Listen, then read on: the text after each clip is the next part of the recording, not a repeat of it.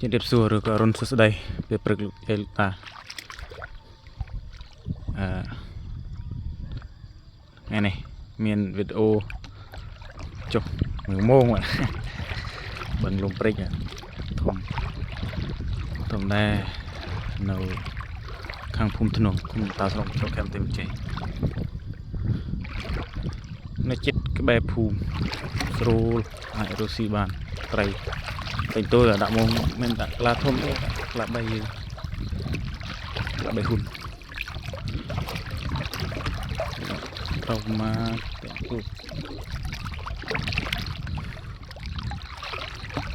tụi mồ mình tàu ăn tụi mùa đi cho là ngập này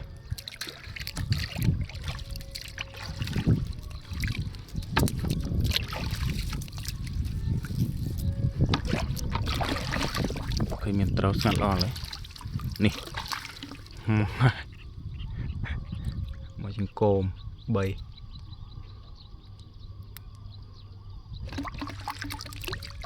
đỡ chậm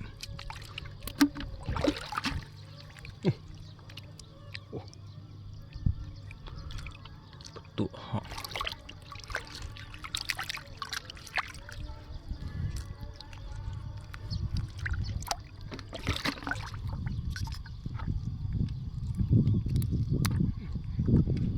dạ một trái ken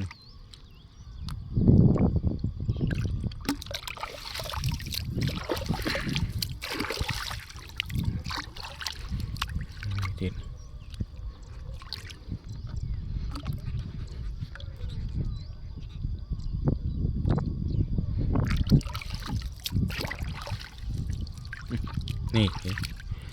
terokeh ini keh sembun nih kelah bay thớp kelah bị thớp kelah cái tôi vậy kelah bay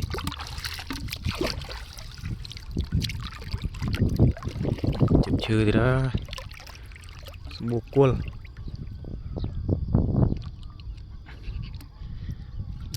tôi nó đã chú cái chặt đã rịa đó quần có symbol đây trik là bay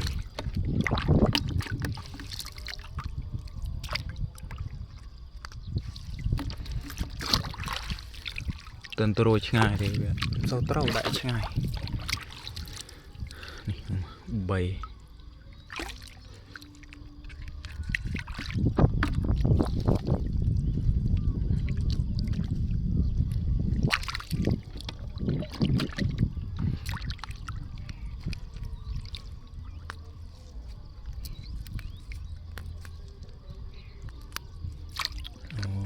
resep teh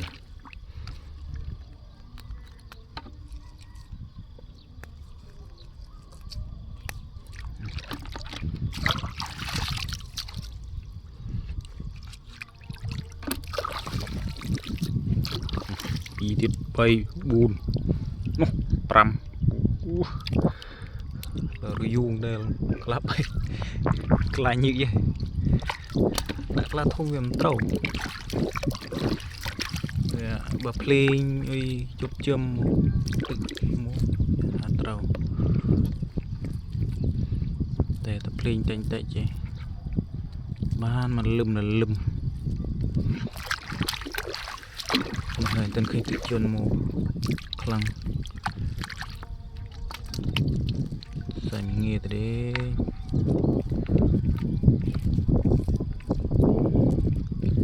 trai sao tập bông à trai mana ban chụp bông á bấm chụp bởi chụp bông có trai này mất thông thông lắm này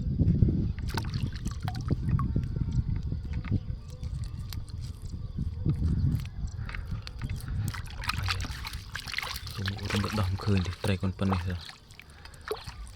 nị anh vụ vi à bỏ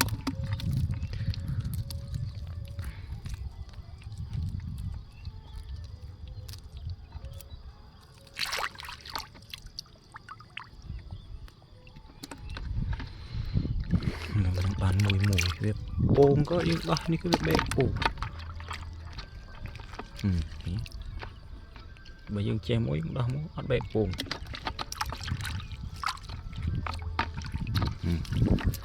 sọt bà rừng sọ lính sọ skơ tray sọ skơ đi chô ô sạch có bột bô mền này bột với một xí tray ô việc hệ mông thế nó có bột này bữa vải mông thâm mày tự tinh để đã ăn pi ngày còn tầm bánh dây thì có bột ấy da bột hệ hơi mới sẽ tập bồn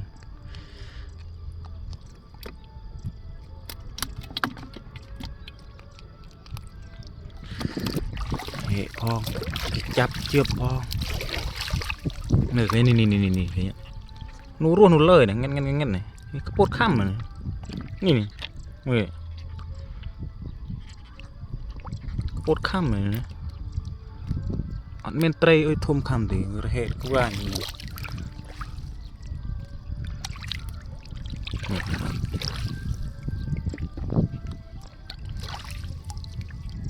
เจ็บเชือตีดหลังจากนั้นก็สมบูรณ์ชื่อ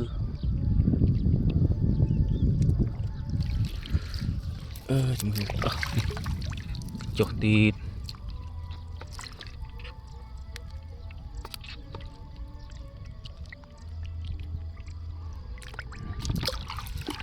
ไปเหรอนี่ครับตัวมันต้นมือบานเตะไหนนี่กูต้นมือบานเตะต้นน้องตัวดอลเนาะสวยบัดเท่าไปเลยงี้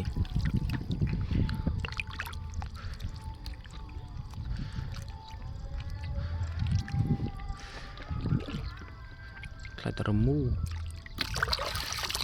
bạc chol cái này chol thiện một cái này trang cái này đó rồi mu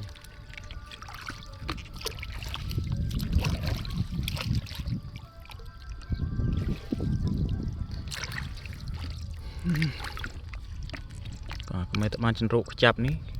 đây cho một cái này luôn còn một bạn chân rộ chập được á trái miền Nam hiên bong về bong đấy để bong lên mua chùm nuôi là lên tana khác ở bong anh đi chụp phậtไปโยนmùi đấy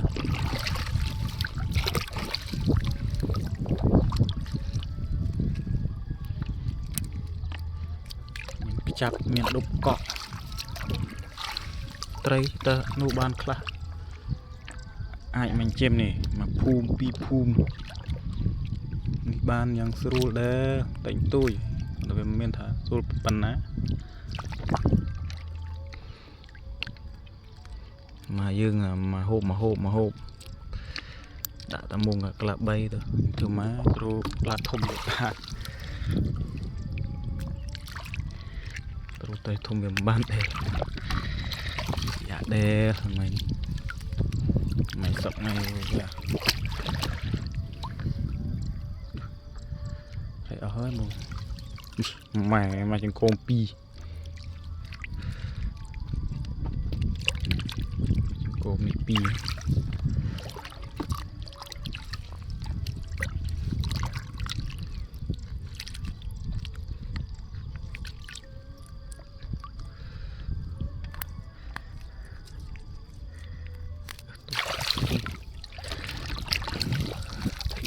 cho một tấm prực cái này mình lùm đi ngay á bắt lùm đi ngay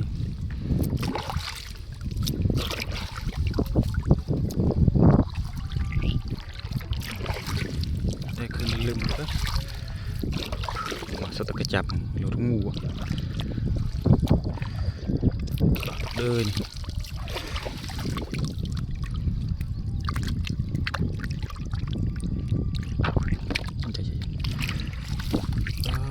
ตะโนthôi tiếc nó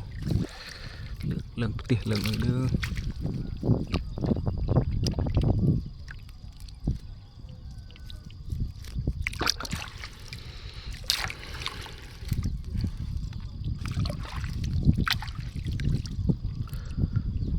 trai thôm dân cala đó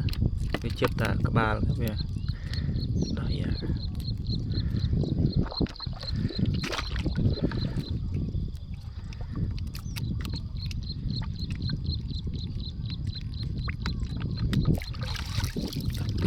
mày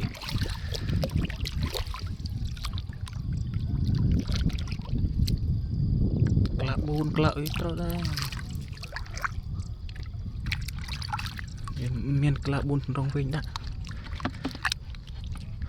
miền là kelak bay sân rong vinh chặt tay chke nhỉ nè con chke tươi tươi bun con chke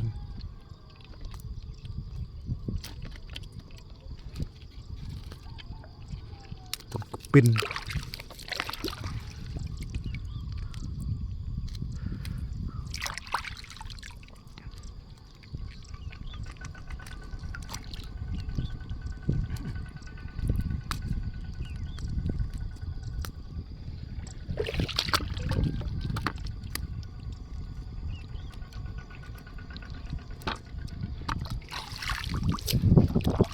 kelak bay nih sama mà stok kapot này khăm này là ri dày này là ri dày stok kapot này khăm cần rò trai thôm khăm na na về trai thôm phong ấy không ta viêm sâu bô đi kapot ô bô bắn phốt tay bô tên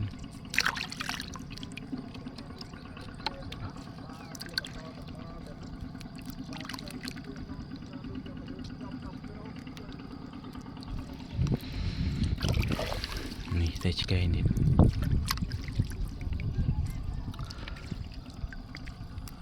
chụp đang xin nhé chứ về đó đang dạ này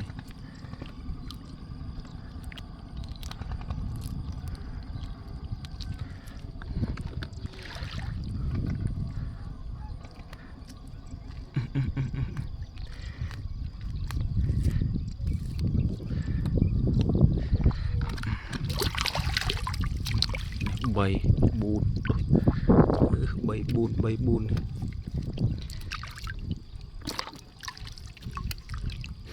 kelak bay này bay bùn ở trai liệt trai thôm cái giá đây là bay bùn đơn đều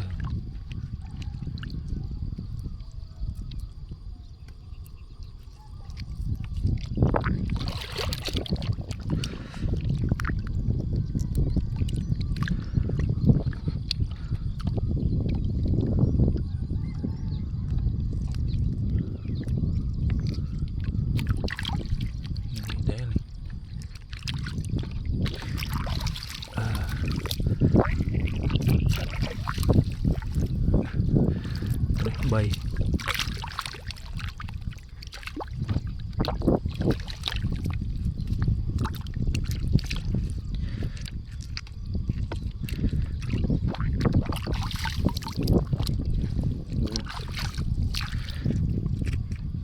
chập cân tay bên này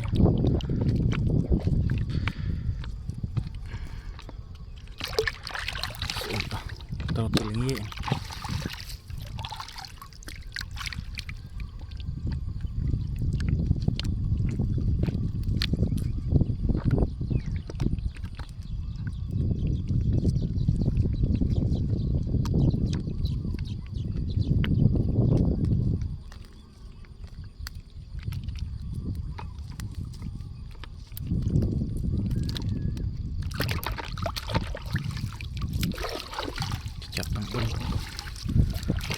đo chập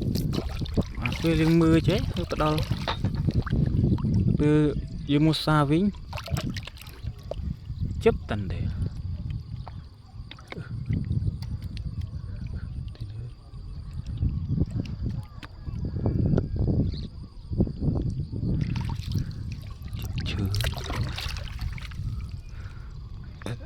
chưa chụp chữ crom ngập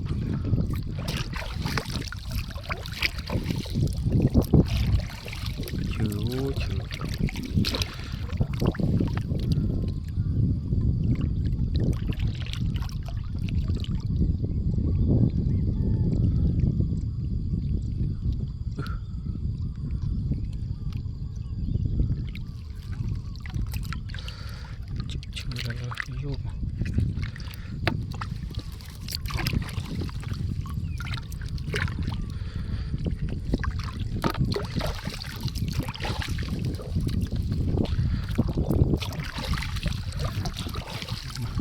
chữ vô chưa cho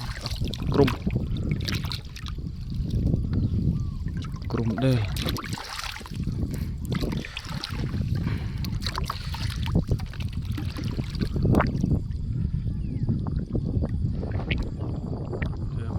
pling côm đem pling riêng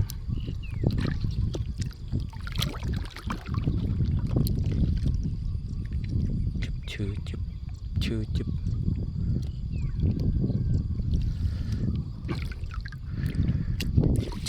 cua đi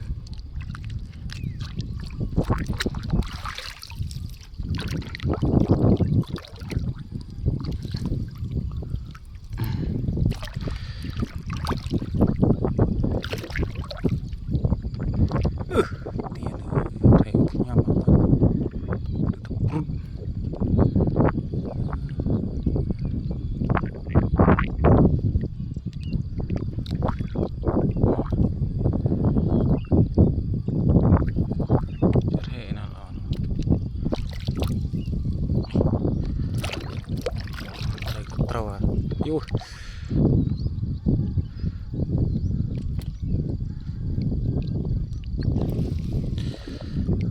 trai ke trâu kecap ke trâu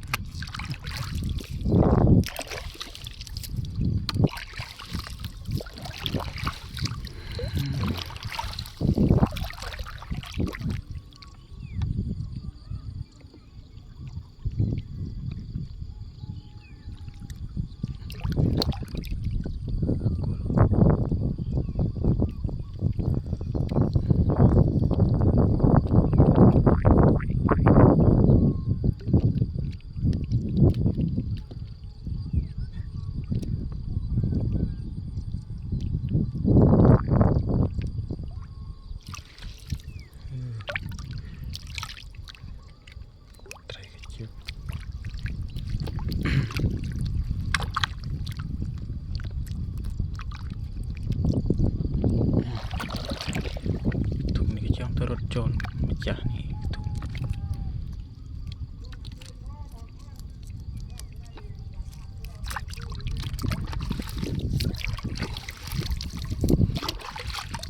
Saya kentrang pre siap.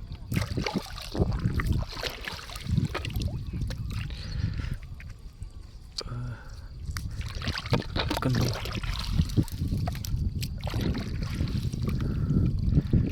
Aneh miring. Gol nah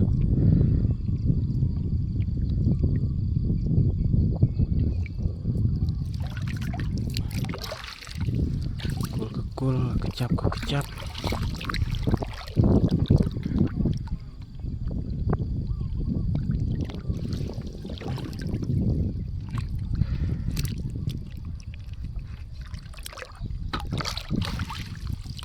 nih pi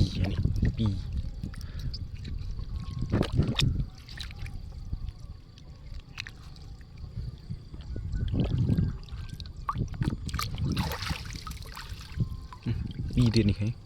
khinh cam đây này đã chưa mình sẽ đây nó có bột này bột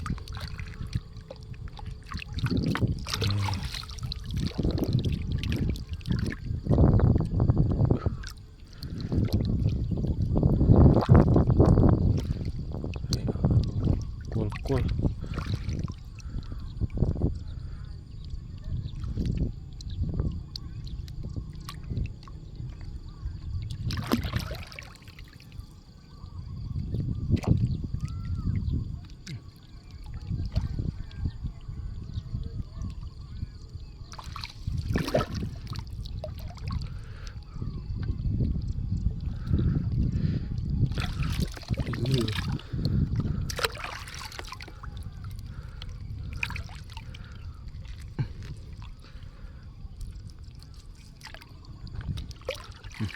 kelah tungan. Kelah tungan lebat tungan.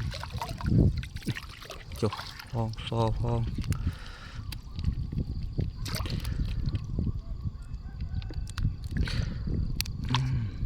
Ada một đây này.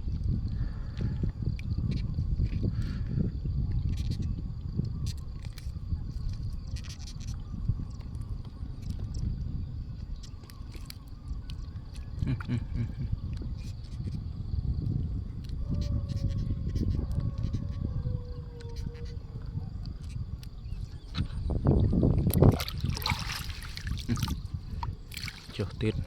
so này.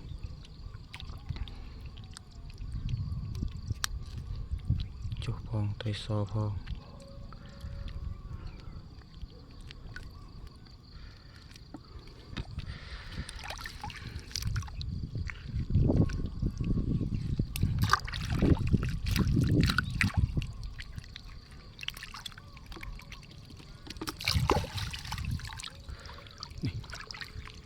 Tiết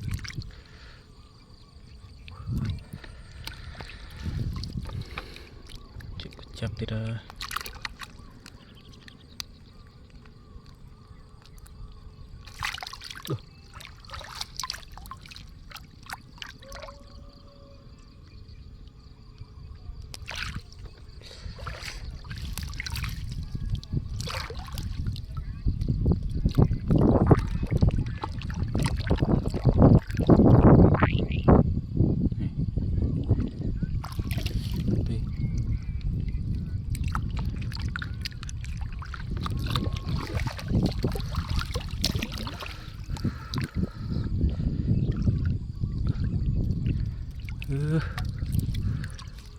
rực chơi mà tỉ đi con tôm mà lợi tiên lợi tầng này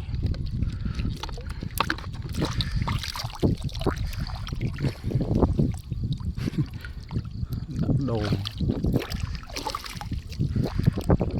vậy mũ đã đồ mà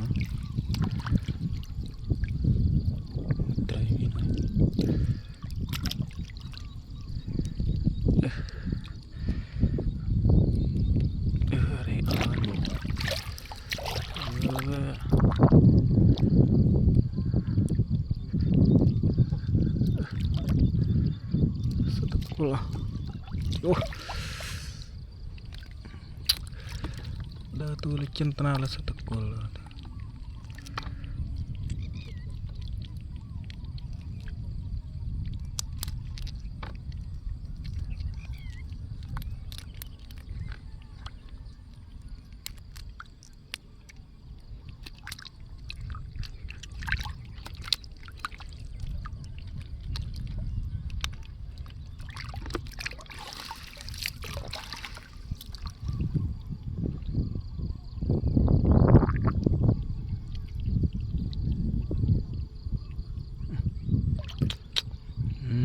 Gol min.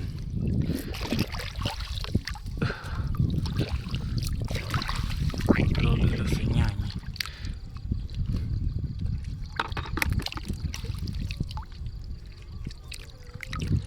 Nggak mungkin gol lalala. Lo tenda kayak kejap.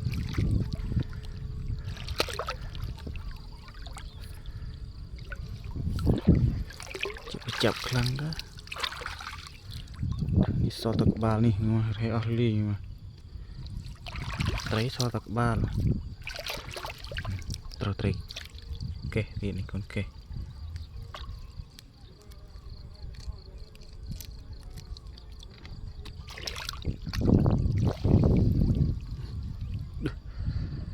selat phong chicken phong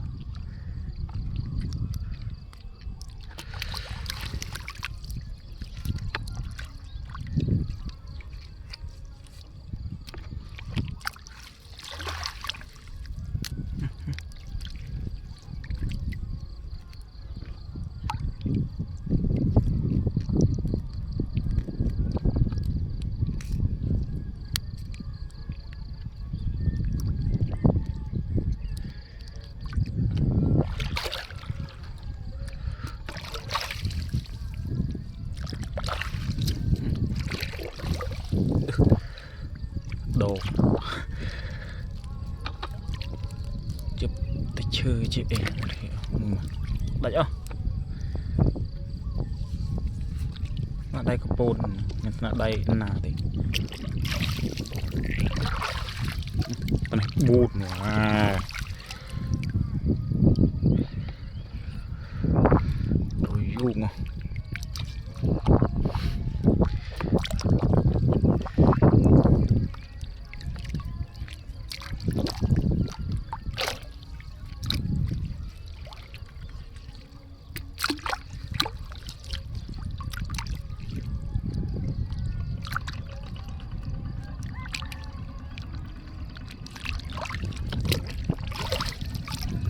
là mồm của du đang chớp chơ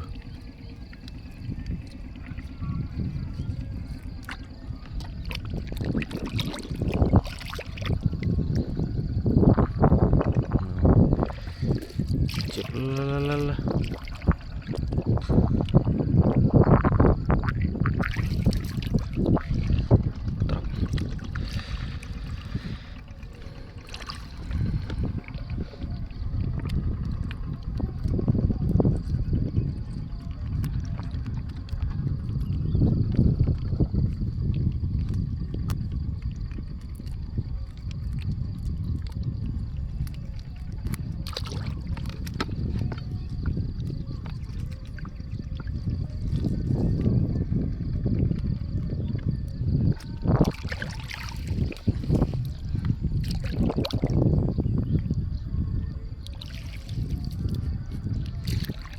bay bùn tấn no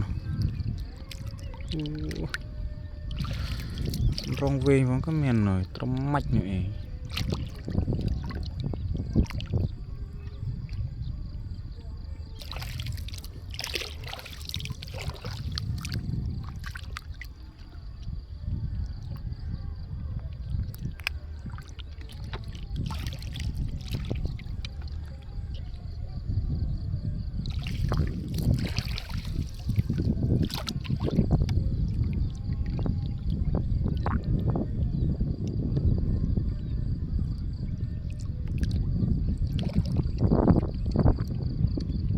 rồi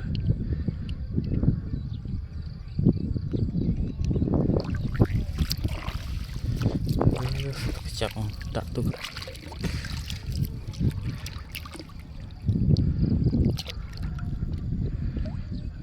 tiền xả bom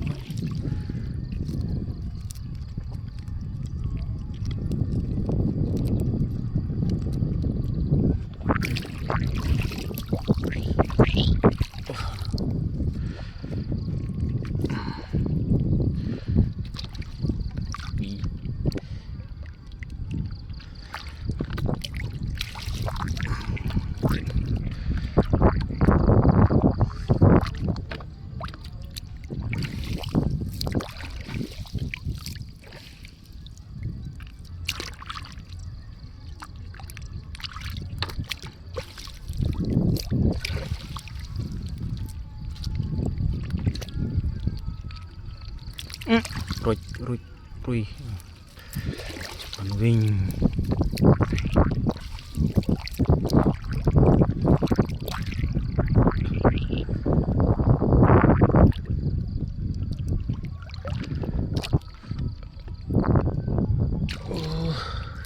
старых ta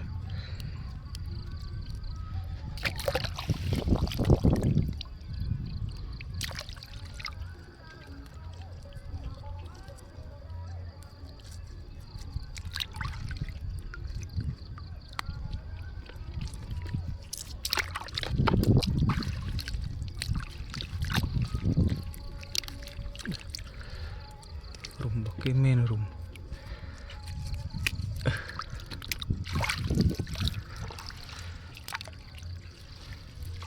nih bay anh ấy mình play không play là bay sih nhé lum tách tách mau pre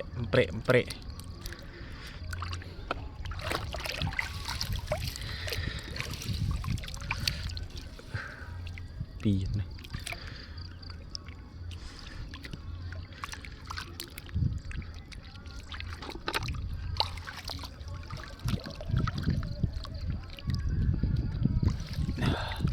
เชื่อตรึ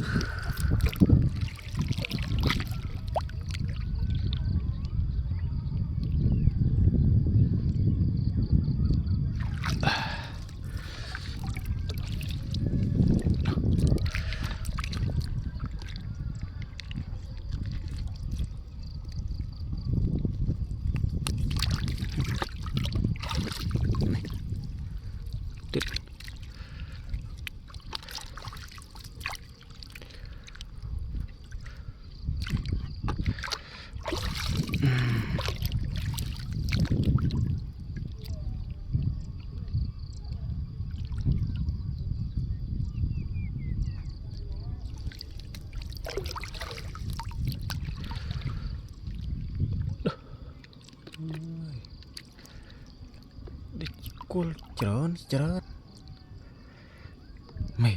ตอนนี้ผมรู้สึกเนี่ยเตอ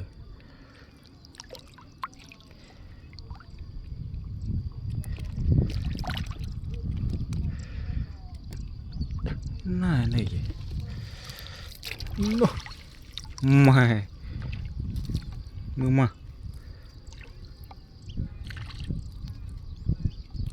ชื่อก็ชื่อไตรก็ไตร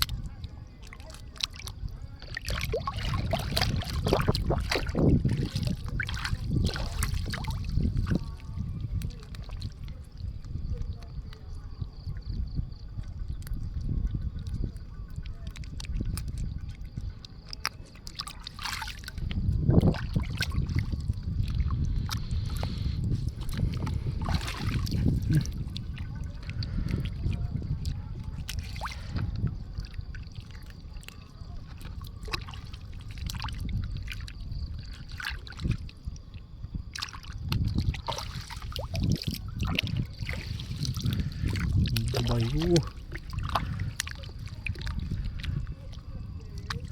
ข้างในตรอแล้วมั้งน่ะกันตะขัดตัวสะดงมาเรายุ่งเดินลง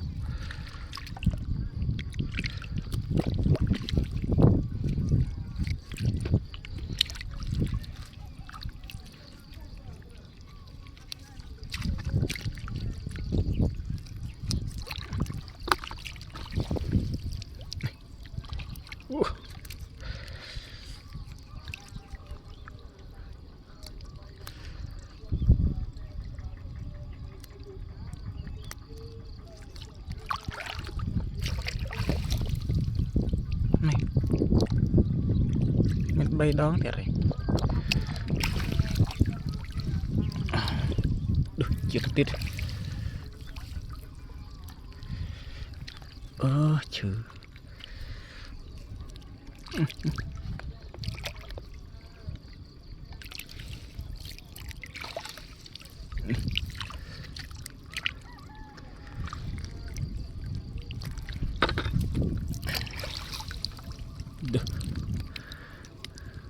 จุบกุล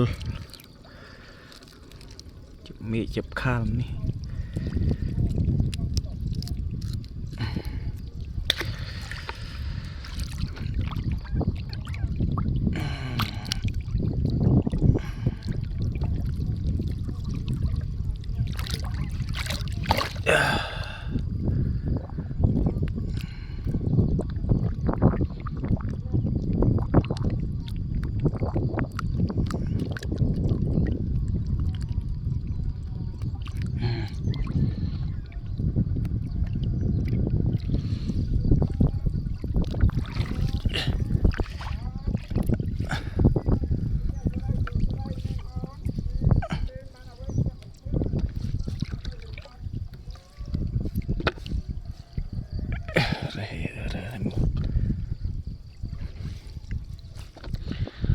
ពួកម៉ែបងប្អូនក៏មានតែប៉ុណ្្នឹងទេតានេះបានខ្លះធុងដែរសាក់ត្រីសហើយក៏សូមម៉ែយាយតាជួយចុច follow page របស់ខ្ញុំអ្នកមួយផងដើម្បីបានវីដេអូថ្មីទៀតបាទក៏សូមអរគុណ